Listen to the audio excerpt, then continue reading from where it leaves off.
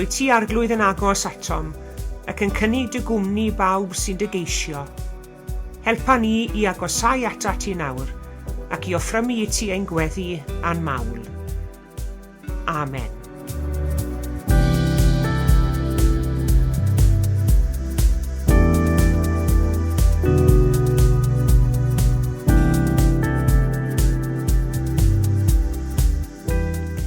Bore da iawn i chi gyd a chroeso cynnes i'r Oedfa. Diolch yn fawr iawn i chi gyd am ymuno ni eto heddi. Fe fydd hon heddi'n Oedfa Gymun. Wy'n ymwybodol iawn bod ni ddim wedi cynnal Oedfa Gymun Ddigidol ers llawer dydd. Wel, dyma'n cyfle ni heddi.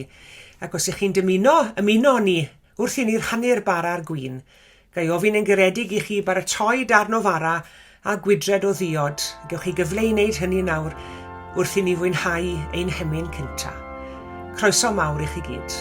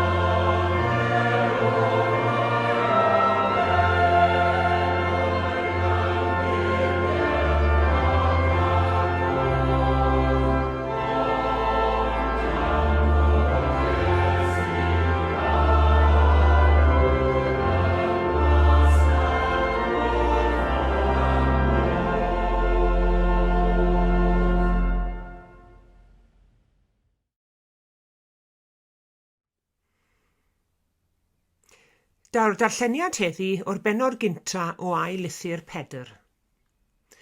Wrth ddod i nabod Iesu Grist yn well, mae ei nerth dwyfol yn rhoi ni bopeth sydd ei angen i fyw fel mae Duw eisiau ni fyw. Mae wedi'n galw ni berthynas gydag ef ei hun, i rannu ei ysblander a phrofi ei ddeioni. A thrwy hyn i gyd, mae wedi addo cymaint o bethau mawr a gwerthawr i ni. Y pethau yma sy'n ein galluogi i rannu y mywyd anforwol y natur ddwyfol. Dyma'n union pam dylech chi wneud popeth posib i sicrhau fod deioni yn nodweddu'ch cred. Wedyn, dyla'r pethau yma ddilyn yn ei tro, doethineb, hunanreolaeth, dycnwch, byw fel mae Duw am eich i fyw, dangos gofal go iawn am eich gilydd, a chariad cwbl ddiamod. Os ydy'r pethau yma i'w gweld yn eich bywyd chi fwy bob dydd, byddwch chi'n tyfu ac yn aeddfed fel pobl sy'n nabod ein harglwydd Iesu Grist. Mae'r rhai sydd heb y pethau yma yn eu bywydau mor fyr ei golwg, maen nhw'n ddall. Maen nhw wedi anghofio'r newid ddigwyddodd pam gawson nhw i glanhau o bechoder gorffennol. Felly, frodyr a chwiorydd, gwnewch eich gorau glas i wneud yn hollol siŵr fod Duw wedi'ch galw chi a'ch dewis chi. rydych chi'n siŵr o gyrraedd y nod os gwnewch i'r pethau hyn, a chewch groeso mawr i mewn i ble mae ein harglwydd a'n hachubwr Iesu Grist yn teyrnasu am byth.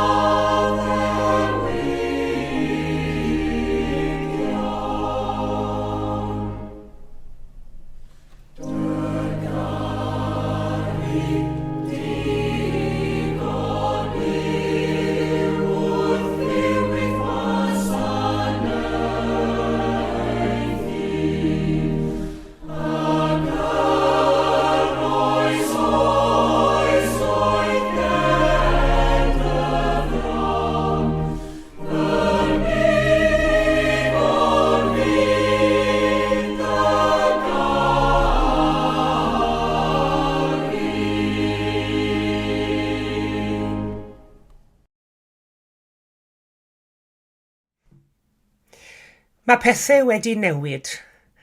Sawl gwaith i chi a fi wedi clywed pobl yn dweud hynny, bod pethau wedi newid, bod bywyd wedi newid. Rhai yn ei chael un anodd addasu i newidiadau, ac eraill yn falch o weld ambell i beth yn newid. Ac wy'n siŵr y gnewch chi gytuno a fi wrth i fi ddweud bod pethau wedi newid ers Covid-19 ac ers y cyfnod clo. Mae'r ffordd i ni'n cysylltu a'n gilydd wedi newid. Pwy glywodd am Zoom cyn y cyfnod clo? Mae'r ffordd i ni'n gweithio wedi newid. Mae'r oedfa ddigidol hon yn brawf bod pethau wedi newid. Doedd dim sôn am ddarlledu'n ddigidol yn ein heglws ni cyn hynny, ond bellach mae'r weinidogaeth ddigidol wedi dod yn rhan ganolog o fywyd yr eglwys. Ydy, mae pethau wedi newid. Rhai pethau gwell, a phethau eraill a chanlyniadau ddim cweit mor bositif. Mae'r ffordd i ni'n meddwl am fywyd wedi newid efallai. Falle bod ein blaenoriaethau ni wedi newid. Ein ffordd o fyw ni wedi newid. Ond wrth gwrs mae pob profiad y gawn ni mewn bywyd yn ein newid ni mewn gwirionedd. Mae'n ychwanegu at ein gwybodaeth ni ac felly mae yn newid ni. Ac mae hyn yn wir am fywyd bob Cristion hefyd. Wel, i ni newydd ddathlu'r Pasg, ac wrth feddwl am yr hyn a ddigwyddodd ar Galfaria ar y prynhawn gwener tywyll hwnnw, fydd o'n ni sylweddoli o'r newydd bod y groes wedi newid popeth mewn gwirionedd. Mae'r groes wedi newid y ffordd i ni'n gweld y byd. Fel Cristnogion, i ni'n gweld y byd drwy lygaid y groes honno nawr. Y groes sydd wedi'n dwyn ni o'r tywyllwch i'r goleuni. Y groes sydd wedi rhoi gobaith i ni, lle oedd na anobaith. Y groes sydd wedi rhoi rhyddid i ni, lle roedd na gaethiwed. Y groes sydd wedi rhoi ni ryddid oddi wrth y pethau hynny oedd yn pwyso arno ni yn y gorffennol. Ein siomedigaethau, ein methiannau, ein gofid a'n heogrwydd. Drwy farwolaeth Iesu ar y groes a thrwy fuddugoliaeth ar fore'r trydydd dydd, i ni'n bobl sy'n ennill ac nid yn bobl sydd wedi colli. I ni'n orchfygwyr ac nid yn rhai wedi ein gorchfygu. Ond a welwn ni'r groes fel yna? A welwn ni'r byd trwy lygaid y groes? A yw perthyn i Iesu wedi ein newid ni ac yn parhau i newid ni? Wythnos diwetha, buon ni'n myfyrio ar yr hanes hyfryd am y ddau yn cerdded y ffordd o Jerusalem i Emmaus. Mae'n siŵr bod ei bywydau hwythau wedi newid o adnabod Iesu ar ôl cyrraedd Emmaus i adnabod ar doriad y bara. Fe gofiwn ni adeg i enedigeth bod y doethion wedi dychwelyd adref o Fethlem ar hyd ffordd arall, ffordd o feddwl arall, ar ôl bod gyda'r arglwydd. Mi roedd eu bywyd nhw wedi newid. A'r bugeiliad hwythau wedi dychwelyd o'r preseb gyda rhyw sioncder newydd yn eu cerddediad ac ystyr newydd i'w bywydau. Wel, mae Duw am i ni dyfu nes at Iesu mwyn i ni fedru hwyluso'r ffordd yr ydyn ni'n byw ac yn gweld y byd.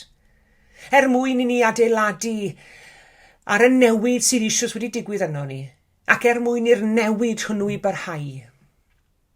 Fyddai wastad yn meddwl nad galwad unwaith ac yn byth yw'r alwad i'r ffydd Gristnogol.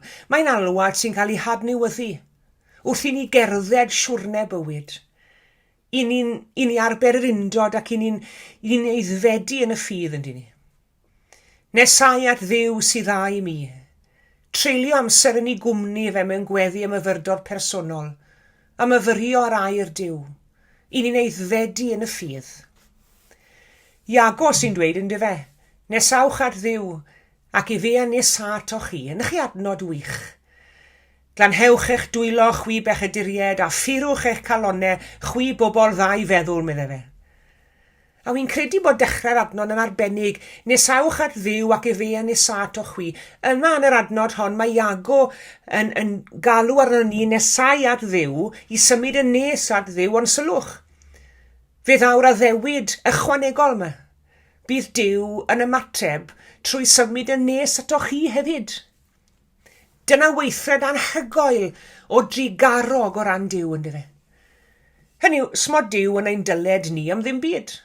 Ni sy'n mewn dyled iddo fe, ni sy'n dymuno nesau ato fe. Ond mae fe'r un mor awyddus i nesau ato ni. Gras Duw ar waith, does dim esboniad arall o gwbl.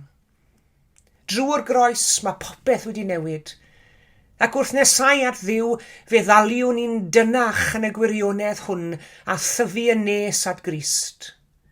Ac o wneud hynny, fe fyddwn ni wedyn yn ffrwythlon, yn effeithiol, yn gynhyrchiol yn ein gwybodaeth o'r arglwydd Iesu. Mae Pedr yn sôn ym mhenod agoriadol i ail lythyr am alwad y Cristion. Mae'n dweud fel hyn, am yr union reswm yma, gwneich eich gorau glas i ychwanegu rinwedd at eich ffydd, gwybodaeth at rinwedd, hunan ddisgyblaeth at wybodaeth, dyfal barhad at hunan ddisgyblaeth, diwioldeb at ddyfal barhad, brawdgarwch at ddiwioldeb, a chariad at frawdgarwch. Oherwydd os yw rhain gennych ac ar gynnydd, medde fe, byddant yn peri na diog a diffrwyth fyddwch chi yn eich adnabyddiaeth o'n harglwydd Iesu. Tyfu y nes at Iesu, at fywyd drwy lygaid y groes. Gwneud bob ymdrech i ychwanegu at ein ffydd. Cymeryd y cam nesau i aeddfedu yng Nghrist a tyfu nes at Dduw. Rhywbeth byw yw ffydd yn dyfe, nid rhywbeth marw, nid rhywbeth static yw ffydd. Mae'n rhywbeth dynamic, mae'n rhywbeth byw. A mae popeth byw yn tyfu ac yn eiddfedu. Ac ar yr adeg yma'r flwyddyn ni'n gweld hynny ym myd natur o'n hamgylch ni. A popeth sydd yn fyw yn dechrau blaguro, ac o flaguro y mae yn ffynnu ac mae yn parhau dyfu. A fel na mae ffydd hefyd. Tyfu yn ein ffydd mwyn bod yn bobl effeithiol i'r arglwydd. A pham nawn ni hynny, mae'n holl bersbectif ni ar fywyd yn newid yn llwyr. Heddi wrth i ni gymryd rhan o'r bara sy'n cynrychioli corff Crist, a'r gwyn sy'n cynrychioli i'w gwaed. Gdewch i ni gofio bod y groes wedi newid popeth. O heddi mlaen, cerddw gyda'n gilydd ym muddugoliaeth y groes, beth bynnag yw ein sefyllfa a beth bynnag yw ein hamgylchiadau ni. Peidiwn a gadael ein sefyllfa neu'n hamgylchiadau benderfynu'r ffordd i ni edrych ar fywyd. Yn lle hynny, gadewch i ni adael i Iesu wneud hynny, a chroes Iesu, a buddugoliaeth Iesu i benderfynu'r cyfeiriad ar ein rhan ni. Ie, mae newid yn beth da ambell waith. Amen.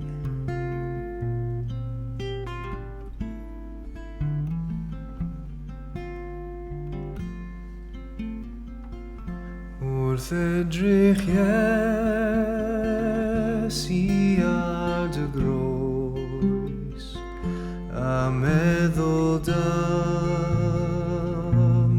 dangau loes, pryd hyn rwyfan dibrisio'r byd, a'r holl o gonian syanddo i gyd.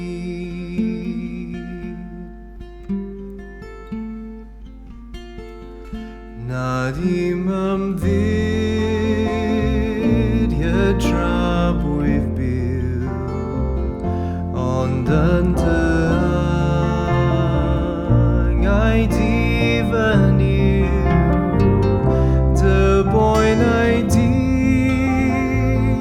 a farol glwy, cael fod yn ymfrost i mi mwy.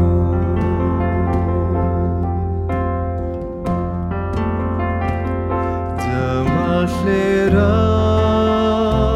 ydwydd ar brynhawn, rasus a'i disgleirion llawn, mil o'r unweddau yn gytun, yn brynu'r bwrdd giliedig ddyn.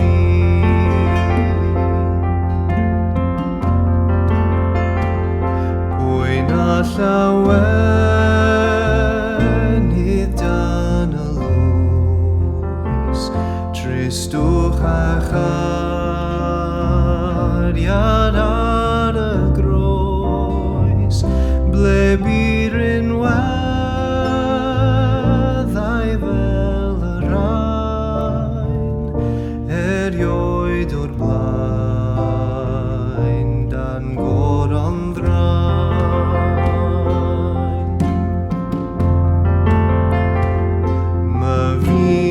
Berth a fer dy glod, bob eilyn sydd o dan y rôl, ac wrth fyfyrio a dy waed, fe gwymp bob delw dan fy nraed.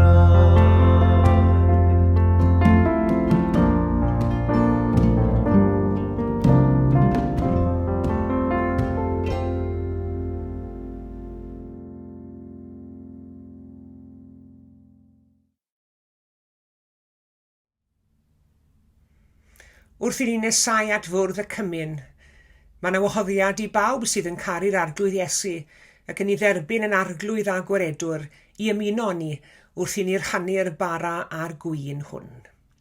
Gadewch ni wrando ar eiriau sefydlu swper yr arglwydd, a wy'n darllen mas o'r unfed bennod ar 10 o'r llythyr cynta at y Corinthied.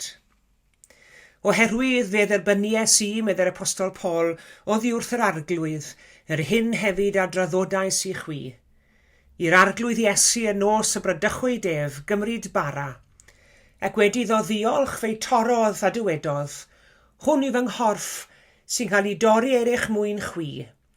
Gwnewch hyn cof amdana i. Yn yr un modd fe gymerodd y cwpan ar ôl swper gan ddweud, y cwpan hwn yw'r cyfamod newydd yn fy ngwaed i. Gwnewch hyn bob tro'r afwch ef, cof amdanaf. Oherwydd bob tro byddwch yn bwyta'r bara hwn ac yn yfed y cwpan hwn, yr ydych yn cyhoeddi marwolaeth yr arglwydd hyd nes y daw. Gawn ni weddio gyda'n gilydd, cydweddiwn. Ein tad yr hwnnwyt yn y nefoedd, edrych arno ni nawr o Dduw wrth i ni nesau at fwrdd yr arglwydd. I ni'n diolch i ti arglwydd am y bara ac am y gwyn hwn, y pethau naturiol hyn, sydd i ni yn arwyddion gweladwy o gorff Iesu y ddryllwyd drosom ar y groes, ac o waed Iesu yr hedodd er ein mwyn. O Dad Nefol, gofynnwn ni ti fod yn agos iawn ato ni, wrth i ni ymgynnull o amgylch dy fwrdd di yn awr. Gofynnwn ti arglwydd i gyfeirio'n calonnau a'n meddyliau tuag at Galfaria, a tuag at y groes sy wedi newid hanes y byd, a'r groes sydd yn parhau i newid bywydau dynion.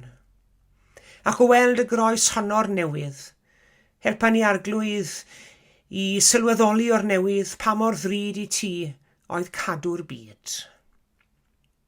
Gweddiwn dros ein byd ni yn ystod y munudau tawel hyn yn awr o Dad, a thros bawb sydd yn dioddef yn ein byd ni. Meddyliwn am bobl Sudan, lle mae yna ryfel a lle mae bobl yn dianc. Meddyliwn hefyd am Ukraine ac Afghanistan a Myanmar a bob man arall. Yn enw Iesu tywysog tangnefedd, rhwng y ddaeth i gymodi'r byd, gweddiwn am heddwch a chymod yn ein byd ni.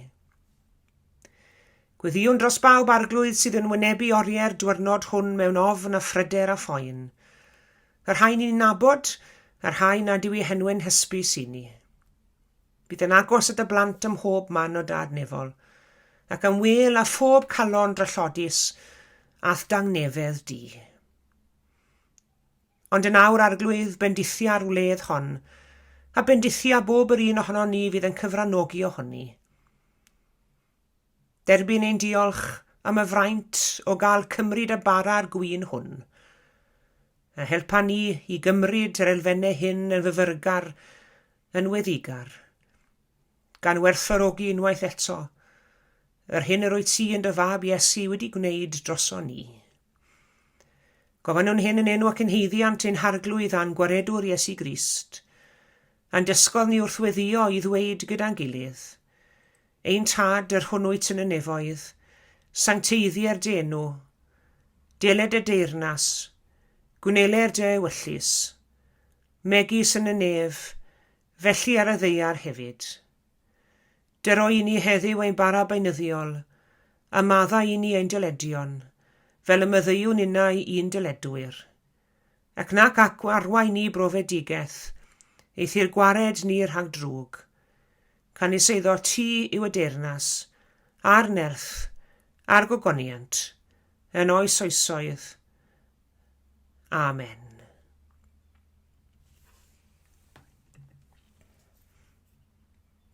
Yr arglwydd Iesu yn nos y brydychwyd ef, a gymrodd fara. Ac wedi diolch i Dduw amdano fe torodd y dywedodd, hwn yw fy nghorff sy'n cael ei dorri er eich mwyn chwi. Cymerwch bwytewch a gwnewch hyn cof amdana i.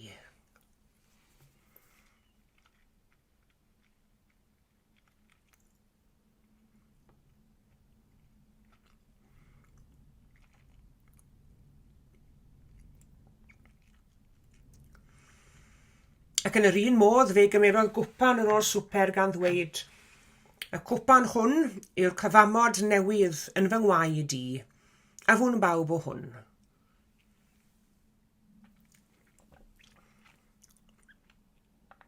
Oherwydd bob tro byddwn nhw'n bwyta'r bara hwn, neu'n yfed o'r cwpan hwn, yr ydym yn cyhoeddi marwolaeth yr arglwydd, hyd nes y daw. Pwy all beidio chofio amdano? Pwy all beidio threithi glod? Dyma gariad, na dan angof, tra bo nefoedd wen yn bod. Amen.